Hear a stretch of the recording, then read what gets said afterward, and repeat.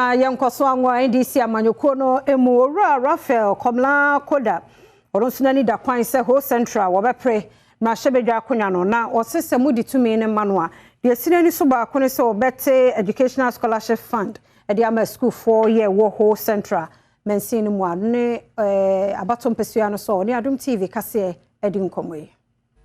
Raphael Komla Koda campaignfo a ebinada ofowi supposed media toso enai wa fimpino ne adonom yensa no mpanyimfo toto wo ma no isamra hyebedwa fie di bi opese wo pre edema NDC amanyoko no e wo ho central mpeso no so wo framantam no emu na bro panyin Adom Kasee edi nkomo no wo kyese na nisode hu no a wo edema mpeso no eso sebena se to ahene ne esi ahenefo etumi di tumi hye ne nsem a na nisode hu no ba ko pan edimo edema panyin ene se obetumi di educational scholarship fund bi yaba edema de suafo mo mpotane mu enkanka enema na no ndanche no sanso no de health fund bi beba wono mo manyi dwubo mpanyin fie so no ebetumi abo wo mo ama wo makwakwagye ayaresa enya no nko a osade nhye bi gu akwama mabuna wo mpotane mu no obetumi aso wo masne ama wode wo ho akohyekwe adwuma emu ye bena mano sunti no won sabetumi akwo mo ano weyi nti odade sra atu ahene ne asa ahene fa wo no manem se wo munya gide bonemu no mo nto abama no na afimpinu ne do no na parliamentary elections no wono embe mrahye bedwani emfama wo. One of the key things I want to do here is